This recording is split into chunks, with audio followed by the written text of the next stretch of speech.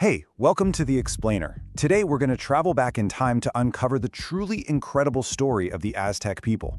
We're talking about a civilization that built this magnificent empire on, of all things, a swampy island, and it all started with the sign from their god. So just imagine for a second, you're told by your god to pack up, leave your home, and just start walking. And you have to travel for generations with no map, just looking for one very specific sign, an eagle sitting on a cactus. Well, that was the actual quest that defined the Aztec people. You know, this whole epic journey, it was commanded by their most important god, Huitzilopochtli. And really, it was a massive test of their faith and their endurance that would go on to shape their entire worldview and forge them into this really powerful nation. And we're not talking about a quick road trip here.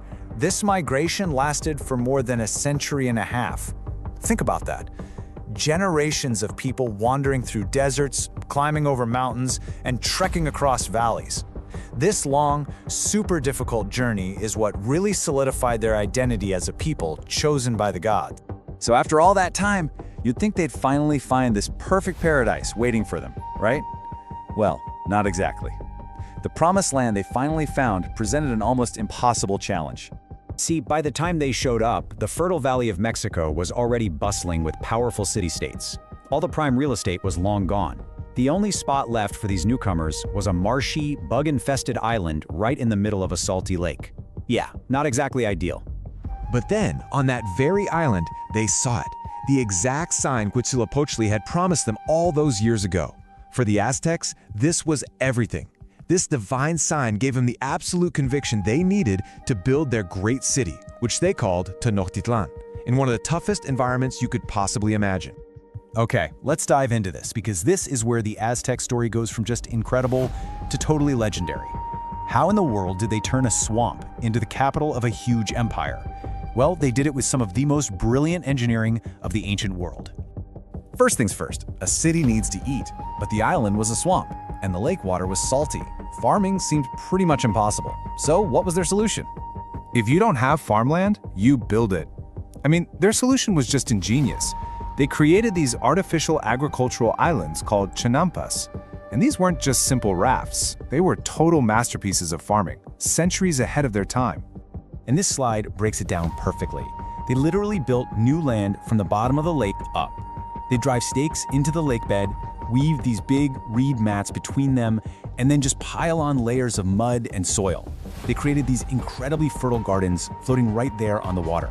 This whole system was so productive they could harvest crops multiple times a year, which is how they fed their huge growing population. All right, so they've got the food situation covered. That's a huge win. But you can't drink salty lake water. So, with a whole city growing in the middle of a saline lake, getting a steady supply of fresh, clean water was the next critical problem they had to solve. Their answer was another massive engineering project, a gigantic aqueduct. This thing brought fresh water all the way from springs on the mainland, miles away, right into the center of the city. And what's really amazing is that you can still see parts of it in modern-day Mexico City. Okay, so they have food and they have water. But living in a valley that's surrounded by mountains has its own dangers. Heavy rains could trigger these devastating flash floods that literally threaten to wipe their entire city right off the map. And this just proves that they didn't just live with their environment, they mastered it. After a really terrible flood, they built a massive dam, we're talking 10 miles long, to control the water levels and protect Tenochtitlan. They literally bent the world around them to fit their needs. So, with food, water, and safety all taken care of, let's take a look at how all this incredible ingenuity allowed them to build one of the largest and most magnificent cities in the entire world at the time. This Aztec poem really captures that sense of pride, that feeling of invincibility they had. To them, their city wasn't just a home, it was a fortress. It was the center of their universe, a special place protected by both the mountains and their gods. And their brilliance wasn't just about engineering. I mean, look at this stuff. You've got their famous calendar stone showing their complex understanding of astronomy and time, and then you have their beautiful books called codices. They were incredible artists and thinkers, astronomers, and even poets. You see, for the Aztecs, Tenochtitlan was so much more than just a physical place. It was a sacred landscape. They believed their city was the center of the universe, sitting right below 13 layers of heaven. It was their connection to the divine. For 200 years, their city seemed truly unconquerable, this perfect blend of human genius and divine will. But in the year 1519, their entire world was about to change. Forever. From across the ocean, strangers arrived in ships that were unlike anything the Aztecs had ever seen before.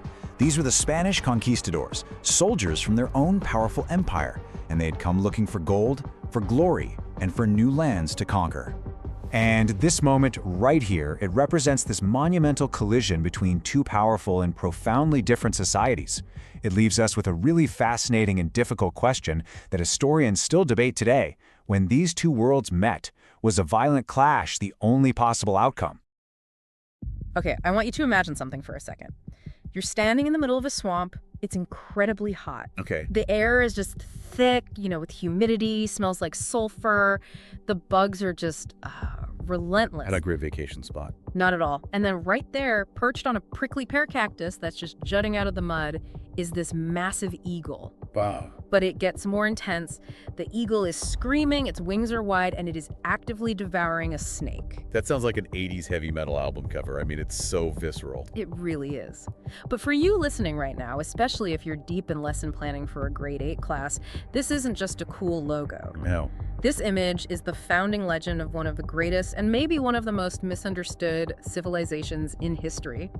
Today on The Deep Dive, we are tackling the Aztecs, the people of the sun. And we're working mainly from Chapter 7 of Worldviews and Conflict. Now, if you've taught this unit, you know the trap.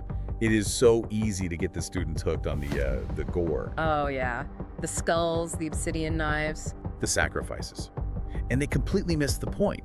So our mission here is to help you get your students past that cool factor of the violence and to really understand the worldview. How did the Aztecs actually see themselves? Why on earth did they do the things they did? Exactly. We want to move from, whoa, look at this scary ritual, to why did they genuinely believe the world would end if they didn't do it? We're going to look at two huge forces that shaped their identity: geography and religion. Or, as I like to put it, where they lived and why they thought the universe was constantly trying to kill them. It's a powerful combination. You have a people who literally built an empire on a swamp because their god told them to. And who believed the sun was a living engine that ran on fuel. And that fuel, unfortunately for their neighbors, was human blood. So let's unpack that. We have to start with the origin story, the long walk, because they didn't just show up in Mexico City one day. No, and this is so crucial for the students to get. Before they were the Aztec Empire, they were nobodies, they were nomads. The source material says they came from a mythical place in the desert north called Aztlan. And around the year 1168, their patron god, Huitzilopochtli. Okay, pause right there. Yeah. For the teachers listening, that name is a stumbling block. It's pronounced Huitzilopochtli. Yes. If you don't nail that one, you're going to lose about 5 minutes of class time to giggles. That's a very good tip. Yep. So Huitzilopochtli, he commanded them to migrate south. But he didn't give them a map or, directions. He gave them a visual target. Yeah. He told them to look for that specific sign we just talked about. The eagle on the cactus. Exactly. And they looked for a long, long time. This was not a weekend trip. It was over 150 years. I mean, just think about that for a second. Yeah. That's generations of people being born and dying on the road, never even seeing the destination. They're wandering through mountains, deserts, valleys, just looking for this one sign. And this is key to their whole psychology. They were hungry, they were tired, and they were unwanted. Everywhere they went, established groups basically chased them off. So by the time they finally get to the Valley of Mexico in 1325, they have this massive chip on their shoulder. Oh, absolutely. They're the ultimate underdogs of the region. So they arrive in the Valley of Mexico, and it looks perfect. It's this broad, plain, fertile land, great climate. But there's a catch. A huge catch. All the good land was already taken. There were already powerful cities there, the Tepanecs, the Colhuas. The only spot left that nobody wanted, because it was objectively awful, was this swampy, salty island in the middle of Lake Texcoco. But that's where they saw it. That is where they saw the eagle, screaming, wings open, just like the prophecy. So they stayed, even though it's a terrible place to build a city. I mean, salty water, no timber, no stone, squishy ground. They stayed. And that's a great point to bring up in the classroom. Why stay in a swamp? Right. Why not just keep going? Because of faith. They genuinely believe their God sent them to this specific, difficult spot. And that belief gave them a level of determination and resilience that just define their entire culture. They thought, we are the chosen people of Huitzilopochtli, and we will make this work. And making it work involved some of the most incredible engineering. This is where the Aztecs basically hacked their own geography. They had to. They had a growing population and like zero farmland. So they invented land. Yeah. We're talking about the Chinampas. The floating islands. I love this. If you're explaining this to 8th graders, the best way to think about it is like a giant mud sandwich. That's a perfect analogy. Here's how they did it. They drive these big stakes into the lake bed to mark out a rectangle. Okay. Then they would lay down these mats of reeds and just pile mud and rotting plants on top until it broke the surface of the water. It sounds like it would just float away. It would, except they planted willow trees, a willow at the corners. And these trees have these super fast-growing roots that would go down through the whole sandwich and anchor the island right to the lake bed. That's bioengineering. It's brilliant. And the source says these weren't just okay for farming, they were super farms. Right. Incredibly productive. Because the roots had constant access to water, they didn't have to wait for rain. They could harvest up to 4 crops a year. 4 crops? That's unbelievable. Corn, beans, squash, tomatoes, chilies. And since they didn't have plow animals like horses or oxen, everything was done by hand and accessed by canoe. So this completely changes their economy. They go from being these scavenging nomads to being able to feed a huge city. But they still had the water itself to deal with. Right. Living in a lake is great until it floods. Exactly. And in 1500, a massive flood just swamped the city. So their engineers built a huge earthen dam dike, really to control the water levels. It was miles long. And the salt. The lake water was brackish. You can't drink that. No. So they built a twin-pipe aqueduct running from freshwater springs on the mainland. It's just genius engineering. 2 pipes side by side. If you need to clean or repair one pipe, you just divert the water to the other. So the fresh water never stops flowing into the city. Never. So they've conquered the swamp. But what about the mountains? The Valley of Mexico is basically a giant bowl surrounded by these high peaks. The mountains were really important, both physically and spiritually. Physically, they were like the walls of a fortress. They offered protection. But spiritually, they were holy. The Aztecs believed mountains brought people closer to the heavens, closer to the gods. Which brings us to the city itself, Tenochtitlan. It wasn't just a random collection of huts on a mudflat. It was designed. It was designed as a model of their universe. The Aztecs believed the world was a flat disk divided into 4 sections. So they divided the city into 4 quadrants. They did, representing the 4 directions. And right in the very middle, The center of everything. the navel of the world, the Great Temple, or the Templo Mayor.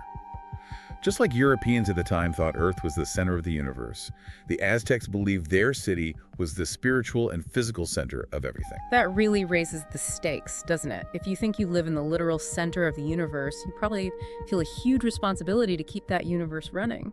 And that is the perfect transition to what is, I think, the hardest topic for modern students, and honestly for anyone, to understand. Human sacrifice. Yeah. The blood for the sun idea. It's so easy to just look at the pictures in the textbook and just see pure cruelty.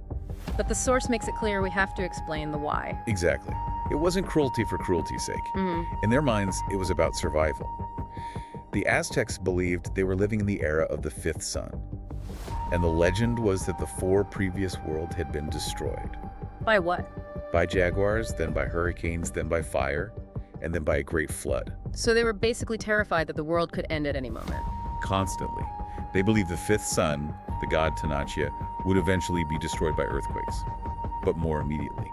They thought the sun literally needed nourishment to move across the sky each day. And that nourishment was? Human blood. So, in their worldview, if they stopped the sacrifices, The sun stops moving, the crops die, the universe goes dark. Total extinction. It was a civic duty of the highest order. let's talk about the gods they were trying to keep happy. We've mentioned Huitzilopochtli. He's the big one, sun and war god. Yeah. The one who fought off darkness every single night. Then you have Tezcatlipoca, the smoking mirror. He was the lord of the night sky, very powerful, very feared. He used a black mirror to see the future. And Telek. The rain god. Yeah. Absolutely crucial for farmers. He could give you life-saving rain, or he could unleash devastating floods and drought. You did not want to get on Telek's bad side. And finally, Quetzalcoatl, the feathered serpent. The wind god. He's really interesting because the legend says he left Mexico sailing east, but he prophesied that he would one day return. Which becomes very, very important when the Spanish show up, coming from the east. Precisely. And they tracked all of this with some pretty complex calendars, right? It wasn't just like a calendar on the wall. No, they had two that ran at the same time. A solar calendar, which was 365 days, very much like ours, and a sacred calendar, which was 260 days long. And they ran simultaneously. Like two gears of different sizes turning together. And it took exactly 52 years for the first days of both calendars to line up again. And that 52-year mark was a moment of absolute terror for the Aztecs. This is the new fire ceremony. If you want a moment to really capture your students' attention in class, this is it. Oh yeah, imagine an entire city going dark. Every single fire in every home and every temple is put out. And people are just waiting on their rooftops, terrified that the sun is not going to rise again, that this is the end. The priests would take a sacrifice victim to the top of a sacred hill, and at the exact right moment, they would light a new fire on his chest.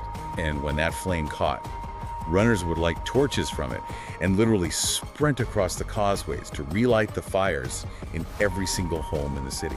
It was a rebirth of the world for another 52 years. That kind of intensity, it must have bled into every part of their lives, especially their society. It doesn't seem like there was much room for, individualism. None. The group was far more important than the individual. Your citizenship was your duty. And for men, that duty was almost always military. Yes. Military service was compulsory. The source has this incredible detail. When a baby boy was born, his parents would place a tiny bow and a tiny shield in his hands. You're kidding? Talk about setting expectations early. Right, he was literally pledged to the battlefield from the day he was born. The worst possible insult you could call an Aztec man was a coward. But war wasn't just about taking land, was it? It was also about taking prisoners. Since the gods needed a constant supply of blood, the army needed a constant supply of victims. They often fought not to kill on the battlefield, but to capture. Now, what about the people who weren't warriors? The source mentions the merchants, the perched. This is a really cool detail for students who like spy stories. Oh, the merchants were absolutely vital. Remember, Tenochtitlan is high in the mountains. They couldn't grow tropical things like, avocados or cocoa beans. Chocolate. Exactly. Or get the bright green and red feathers for their headdresses. So merchants would travel to the lowlands to trade. Okay. But because they were traveling to foreign cities, the emperor used them as spies. So it was like, go buy us some cocoa beans, and while you're there, draw a map of their city walls. Precisely. They would come back and report on which cities were well defended and which ones would be easy targets for the army. It was state-sponsored espionage disguised as commerce. So you have this highly organized, incredibly religious, militaristic empire, and then in 1519, their entire world changes. The Spanish arrived. And this is where we see that clash of worldviews in its purest, most tragic form. The source describes a meeting between the Emperor Moctezuma and the Spanish conquistador Hernán Cortés. Moctezuma actually takes Cortés up to the top of the Great Temple, doesn't he? He does. He wants to show off his city's holiest site. He shows him the statues of Huitzilopochtli and Tlaloc. But for Cortés, coming from a Catholic European worldview, he walks in and just sees these statues covered in blood. And he doesn't hold back his opinion. Not at all. He calls them evil things and devils. He asks if he can put a cross on top of the tower. And how does Moctezuma react to that? He's deeply offended. He's angry.